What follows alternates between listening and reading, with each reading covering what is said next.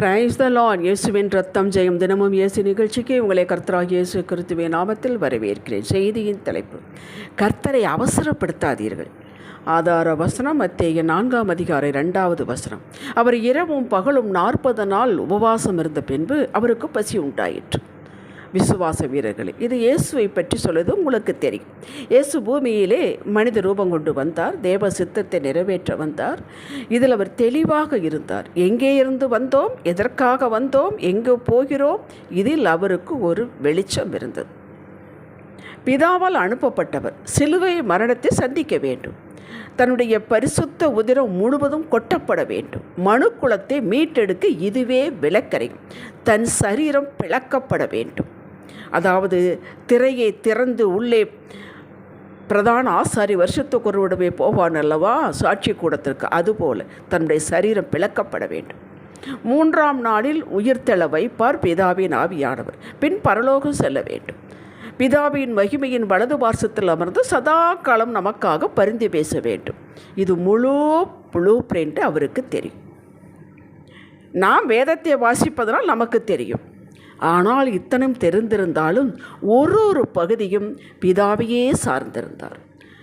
எப்பொழுது நடக்கும், எப்படி நடக்கும், அவர் அன்றென்று சொல்வதை கேட்டு அப்படியே செய்தார். தெரிந்தவர் எங்கேயாவது பிதாவை அவசரப்படுத்தினாரா? அவசரப்படுத்துவது என்பது நாம் சலித்து கொள்வது, முறுமுறுப்பது. என்ன போலப்பு இது, எல்லாருக்கும் நமக்கு நடக்க மாட்டேன் எப்பத்தான், இதை அவசரப்படுத்துவது. இயேசு ஒரு நாளும் புலம்பவில்லை, முறுமுறுக்கவில்லை. பிதாவை அவசரப்படுத்தவே இல்லை. அவர் என்ன சொன்னாரோ அதை சொன்னார். எதை நான் செய்ய பிதா காண்கிறோனோ அதையே நான் செய்கிறேன் என்று சொன்னார். எக்ஸ்ட்ரா ஃபிட்டிங் எதுவும் அவர் கொடுக்கவில்லை. தன் காலத்தில் அவர் செய்வார் என்பதை அவர் அறிந்திருக்கிறார். நமக்கும் தெளிவாக இவைகள் யாவும் வேதத்தின் மூலம் அறிவிக்கப்பட்டுள்ளது. நமக்கும் தெரியும், அதனால் அதன் காலத்தை செய்வார் என்று. நாமும் பிதாவினால் அழைக்கப்பட்டவர்கள். ரோமர் 8:30. அழைக்கப்பட்ட நம்மை பிதா இயேசு கிறிஸ்துவுக்குள் தான் பார்க்க விரும்புகிறார். அப்படித்தான் பார்க்க முடியும். ஏனென்றால் அவர் பிதா பரிசுத்தர், தீமையை காணாத சுத்த கண்ணன். அவர் பரிசுத்த இயேசு கிறிஸ்துவுக்குள் தான் நம்மளை பார்க்க முடியும். எப்படி? தீமையாக அவர் பார்ப்பதில்லை, நீதிமான்களாக பார்க்கிறார். ஏன்னா அவர் இரத்தத்தில் கழுவப்பட்டு விட்டோம், அவருக்குள் வந்து விட்டோம். அதனால் அவருக்குள் பார்ப்பதனால் நாம் நீதிமான்கள். அதாவது இயேசு கிறிஸ்துவுக்குள் நாம் தேவ நீதி ஆகும்படிக்கத்தான் அவரை பாவம் செய்யாதவரை பாவமாக்கினார். நாம் தேவ நீதியை பெற்றவர்கள். நாம் செய்த நீதியெல்லாம் அவர் கொடுத்த நீதி. இதற்கு ஆவியானவர் வெளியே இருந்து நமக்கு உணர்த்துகிறார். பல தருணங்களை கொடுக்கிறார். அறிக்கை செய்ய வைத்து ரோமர் 10:9-10 ரட்சிக்கப்பட்டு இயேசுவின் இரத்தத்தினாலே கழுவப்பட்டு இதை உறுதிப்படுத்த ஞானஸ்நானம் கொடுத்து ஜலத்தினால் பின் தாகத்தோடு வேண்டும் போது ஆவியை நிறைவே கொடுக்கிறார். இப்போ வெளியே இருந்த ஆவியானவர் உள்ளே நமக்குள் வந்து வாசத்தலமாக்கி கொண்டார். நம்முடைய டிரைவர் சீட்டில் உட்கார்ந்த மாதிரி நம்முடைய வாழ்க்கை இனி அவர் நடத்த நாம் கொடுக்க வேண்டும். அதுதான் ஆவியின்படி நடப்பது. கொடுக்காமல் அவர் கையில் எடுக்க மாட்டார். நம்மளை ஃபோர்ஸ் பண்ணுற தேவன் அல்ல. நமக்கு சுயம் என்பதை ஒன்று கொடுத்திருக்கிறார். நான் எப்பவும் சொல்லுகிற ஒரு வாக்கியம் உண்டு. நம்மை மதிக்கிறவர் இயேசுநாதர் ஒருவரே. வேறு யாரும் அவர் மதிக்கிற அளவுக்கு நம்மளை யாரும் மதிக்கிறது இல்லை. தினமும் புது கிருபைகளை கொடுத்து நம்மளை வழி நடத்துகிறார். இயேசு வந்ததற்கு ஒரு நோக்கம் இருந்தது போல நமக்கும் இந்த பூமியிலே நிறைவேற்ற ஒரு நோக்கம் உண்டு. அது பிதாவின் சித்தம் நிறைவேற்றுவது, பிதாவின் திட்டத்தை நிறைவேற்றுவது. அது எப்படி? பயப்பட வேண்டிய அவசியம் இல்லை. உம்முடைய சித்தத்தோடு திட்டத்தோடு இணைந்து கொள்கிறேன், ஆவியானவரை நடத்தும் ஐயா, அவ்வளவுதான். அவர் நடத்துவார். அன்றென்று கிருபை கொடுக்கிறார். என்ன பேச சொல்கிறாரோ, என்ன செய்ய சொல்கிறாரோ. அப்படி என்றால் நம்ம வந்து ரிமோட் கண்ட்ரோல் அவர். நம்ம சும்மா பொம்மை மாதிரி அல்ல. நமக்கு சுயத்தை கொடுத்திருக்கிறார். அந்த சுயம் வேலை செய்வதற்கு, நம்முடைய ஆசைகளை விருப்பத்தை சொல்லுவதற்கு, அனுபவிப்பதற்கு அந்த சுயம் கொடுக்கப்பட்டிருக்கிறது. நாம் இங்கே சாட்சிகளாக வாழ்ந்து சாட்சியை வைத்துவிட்டு அவர் கொடுத்த வேலைகளை செய்து முடித்து பரலோகத்திற்கு எடுத்து கொள்ளப்படுவோம். மொத்த ப்ளூ பிரிண்ட் இதுதான். நமக்கும் மொத்த ப்ளூ பிரிண்ட் தெரியும். ஆனால் இயேசுவை போல நமக்கு ஒரு பாகமும் அவர் எப்படி பிதாவை சார்ந்திருந்தாரோ நாம் இயேசுவை சார்ந்திருக்க வேண்டும். இயேசுவின் மூலமாகத்தான் நாம் பிதாவிடம் போக முடியும். அதனால்தான் அவரே வழியும் சத்தியும் ஜீவனும் என்றார். இயேசு கிறிஸ்துவுக்குள் தான் நமக்கு வேண்டிய சகலமும் ஆமென்றும் ஆமென் என்று எல்லா ஆசீர்வாதங்களும் வைக்கப்பட்டுள்ளது. 2 கொரிந்தியர் 1:20. ஆனால் இதில் ஒவ்வொரு பகுதியும் அவரை நடத்த நாம் ஒப்பு கொடுக்கும் பொழுது நாம் நிதானமாக நடக்கலாம். இயேசு இதை செய்தார். அவர் ஞானஸ்நானம் பெற்று நம்மை போல தான் யோவான் ஸ்நானகனாலே ஞானஸ்நானம் பெற்று தண்ணீரை விட்டு வெளியே வந்தவுடன் ஆவியானவர் இவரை பிசாசினால் சோதிக்கப்படுவதற்கு வனாந்தரத்துக்கு கொண்டு போகப்பட்டார். அவருடைய மகன் பிதாவின் ஒரே பேரானவர். மத்தேயு 3ஆம் அதிகாரம் 7வது வசனம் என்று நினைக்கிறேன், 17வது வசனம். ஆவியானவர் வெளியே ஸ்நானம் பெற்று வெளியே வந்தவுடன் பிதா சொல்கிறார், இவருடைய நேசகுமார், இவரில் பிரியமாயிருக்கிறேன். அப்படி வார்த்தையை பெற்றவர் ஆவியானவர் வனாந்தரத்துக்கு போக சொல்கிறார் சோதிக்கப்படுவதற்கு. நம்ம எங்கேயாவது அப்படி கொண்டு போக சொன்னாரா? இல்லை. 40 நாட்கள் இரவு பகல் உபவாசம் இருந்த பின்பு இயேசுவுக்கு பசி உண்டாயிற்று. ஒவ்வொரு கட்டத்திலும் இயேசு பிதாவை மகிமைப்படுத்தினார். எப்படி? தான் சுயமாக எதுவும் செய்யாமல் பிதா சொன்னபடியே விருப்பத்தின்படியே செய்தார். இதுதான் அவரை மகிமைப்படுத்து. நாம் அவரை மகிமைப்படுத்த வேண்டும். அவரை மகிமைப்படுத்துவதற்காகத்தான் நம்மளை அழைத்திருக்கிறார். நம்மளையும் சொல்லுகிறார் பிரியமானவர்கள் தான் என்று. நீங்கள் 3 யோவான் 2வது வசனத்தை வாசித்து பாருங்கள். பிரியமானவர்களே என்று சொல்கிறார். இந்த அற்புத வாக்கை கேட்டுவிட்டுத்தான் அவருக்கு பசி உண்டாயிற்று. நீர் என்னுடைய நேசகுமாரன் அல்லவா, 40 நாளுக்கு உபவாசம் உனக்கு வேண்டாம், கொஞ்ச நாள் குறைத்துக் கொள்கிறேன் என்று சொன்னாரா? இல்லை தேவ தூதர்களை கொண்டு பின்னாடியே அப்பமும் திராட்சரசம் எடுத்துக்கொண்டு போங்கள் என்று வைத்தாரா? இல்லையே. அவருக்கு என்ன உபத்திரமோ அதான் நமக்கும், நமக்கு என்ன உபத்திரமோ அதான் அவருக்கும். நாம் பட்ட பாடுகளெல்லாம் அவர் அறிவார். ஏனென்றால் அவர் அந்த பாடுகள் அவர் பட்டார். பிதா நியமித்த பாதையில் இயேசு பிசகாமல் நடந்து வந்தார். அதுதான் அவசரப்படுத்துவதில்லை. நமக்கும் அப்படித்தான். ஞானஸ்நானம் எடுத்தாயிற்று, சபைக்கு தவறாமல் செல்லுகிறோம், எல்லா நியமங்களை பொறுப்போடு செய்கிறோம். ஆகவே இவர்களுக்கு குறைவே வரக்கூடாது என்று அந்த வாழ்வாதாரமான அப்பம் என்று சொன்னானே இல்லையா பிசாசு, இந்த கல்லுகளெல்லாம் அப்பமாக்க என்று சொன்னானே அது வாழ்வாதாரம். அதாவது நடைமுறை வாழ்க்கை, செழிப்பு, வீடு வாசல், குடும்பம், நல்ல உடை, நல்ல சாப்பாடு, இதெல்லாம் வாழ்வாதாரம். மனுஷனுக்கு அடிப்படை வாழ்க்கைக்கு தேவையானது.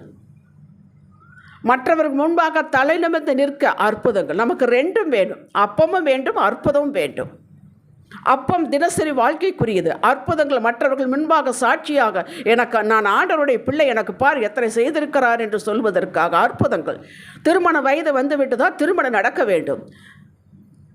அப்படி நடக்காமல் தாமதித்து போனால் நம்ம சோர்ந்து போகிறோம். திருமணம் நடப்பது அற்புதம், குழந்தைகள் பெறுவது அற்புதம், வேலை கிடைப்பது அற்புதம், பிஸ்னஸ் உயர்வு அற்புதம்.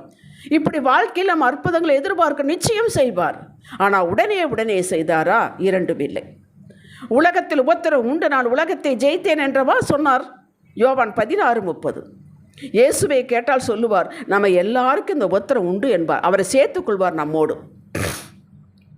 எப்போது நாம் வாழ்வாதாரத்திற்காக அற்புதத்திற்காக ஜெபித்து கொண்டிருக்கும் போது, மிகவும் இக்கட்டான நிலையில் போது தான் பிசாசு நம்மை சோதிப்பார். நாம் 2க்கும் ஜெபிக்கிறோம், அற்புதத்திற்கும் ஜெபிக்கிறோம், வாழ்வினுடைய ஆதாரத்திற்கும் ஜெபிக்கிறோம். அது கொஞ்சம் லேட் ஆகும்போது, நமக்கு லேட்டுனா நம்ம ஒரு டயத்தை குறித்து வச்சுருக்கிறோம், அதனால் நமக்கு லேட்டுன்னு தெரியும். நடக்காத போது அங்கே தான் பிசாசு உள்ளே நுழைந்து நம்மை தூண்டுகிறார். ஏன் நடக்கலை? உனக்கு சபைக்கு போகிறீல, காணிக்க கொடுக்குறீல, காலை எந்திரிச்சு ஜெபிக்கிறீல, முறையாக வேதம் வாசிக்கிறீல, உனக்கு ஏன் நடக்கலை என்று கேட்கிறார். ஆண்டவர் எப்படி பிசாசோடு இடைப்பட்டார்? இயேசு எப்படி இடைப்பட்டார்? மத்தேயு 4ஆம் அதிகாரத்தில் வாசித்து பாருங்கள். இந்த கல்லுகளையெல்லாம் அப்பமாகும்படி செய் என்றார். உடனே இயேசு இதோ நான் செய்கிறேன் என்று சொன்னாரா? இல்லையே. அவர் எப்படி ஜெயித்தார்? அவர் என்ன சொன்னார்? பிசாசை பார்த்து, மனுஷன் அப்பத்தினால் மாத்திரமல்ல தேவனுடைய வாயிலிருந்து புறப்படுகிற ஒவ்வொரு வார்த்தையினால் பிழைப்பான் என்று எழுதியிருக்கிறதே என்றார். அவர் வேதத்தில் எழுதியிருக்கிறதால் சொன்னார். நாமும் அப்படித்தான் சொல்ல வேண்டும். நாம் அவசரப்படுவது அவனுக்கு தெரியும். அடுத்து என்ன சொன்னார்? மத்தேயு 4:7 சொன்னார், நீ மேலே போ, குதி, அங்கிருந்து குதி, உன்னை அவர் பிடிச்சுக்குவாங்கன்னு சொன்னார். அதுக்கு என்ன சொன்னார்? தேவனாகிய கர்த்தரை பரீட்சை பாராதிருப்பாயாக என்று எழுதியிருக்கிறதே என்றார். உனக்கு இது எல்லாம் நான் கொடுக்குறேன், என்னை தொழுதுகொள் என்று சொன்னார். அதற்கு அந்த ஆண்டவர் என்ன பதில் சொன்னார்? 4:10, மத்தேயு 4:10, அப்பாலே போ சாத்தானே, உன் தேவனாகிய கர்த்தரை பணிந்து கொண்டு அவர் ஒருவருக்கே ஆராதனை செய்வாயாக என்று எழுதியிருக்கிறதே என்றார். அவர் தனியாக ஒரு பைபிளாக வச்சுருந்தார். நம்ம பைபிள் நம்ம கையில் வச்சுருக்கிறது தான், உபாகமத்தில் இருந்தால் எடுத்து சொன்னார். அப்படி நம்ம கையில் வேதம் இருக்குது. இயேசு எப்படி ஜெயித்தாரோ அப்படி நம்ம ஜெயிக்க வேண்டும். அவசரப்படக்கூடாது.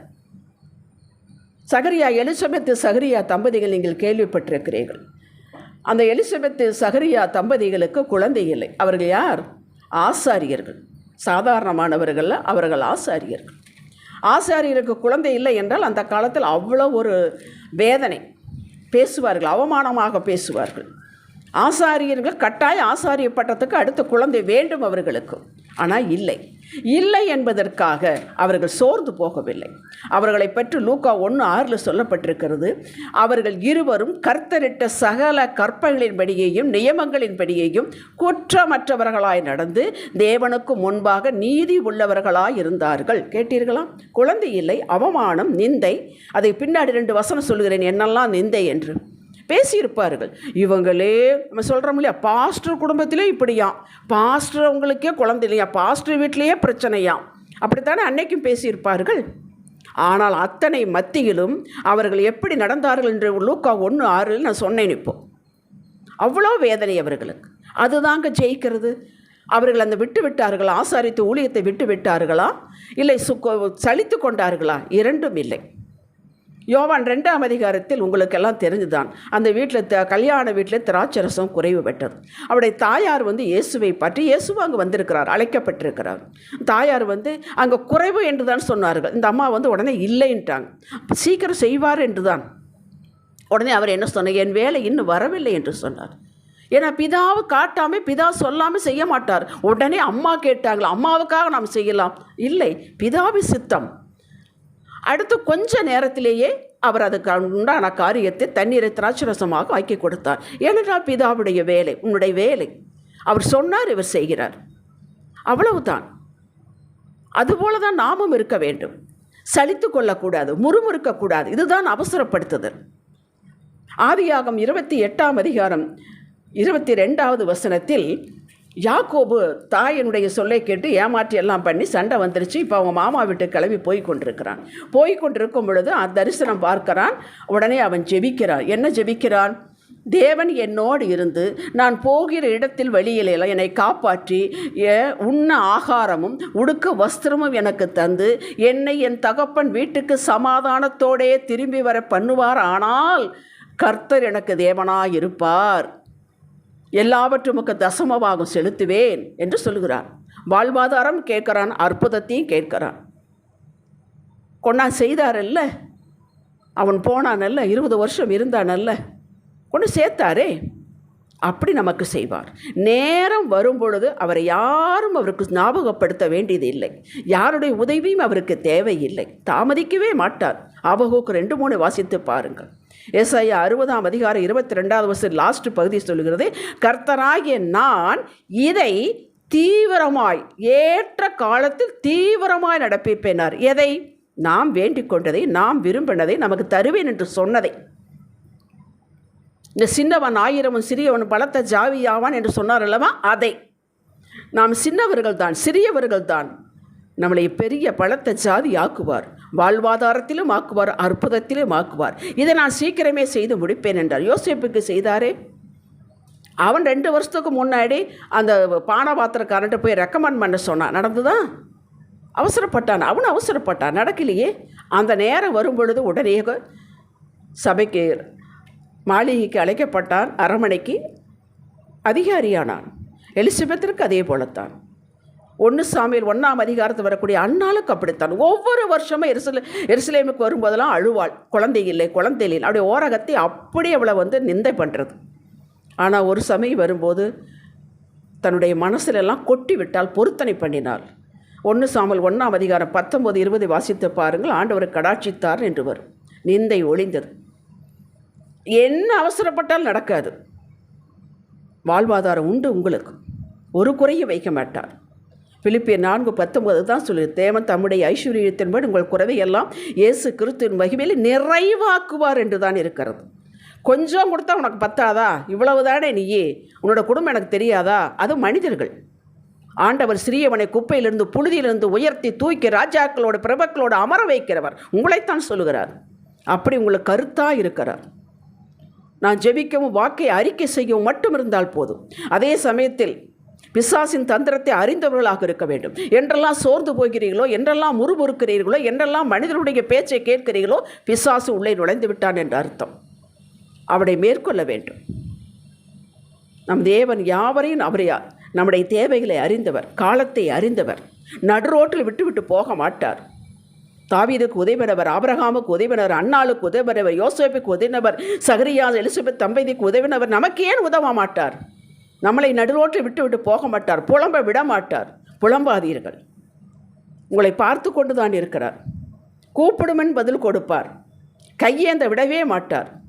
அவரது நேரத்திற்கு காத்திருந்து புது பெலன், புது காரியம் பெற்று அமோகமாக வாழ்வதை அவர் விரும்புகிறார். ஜெபிக்கலாம். தகப்பனே, நீர் தூங்குவதுமில்லை, உறங்குவதுமில்லை, இலைப்படுவதுமில்லை, சோர்வடைவதுமில்லை என்று நாங்கள் அறிந்திருக்கிறோம். கூப்பிடுகிற காக்கை குஞ்சுக்கு நீர் பதில் கொடுக்கிறவர்.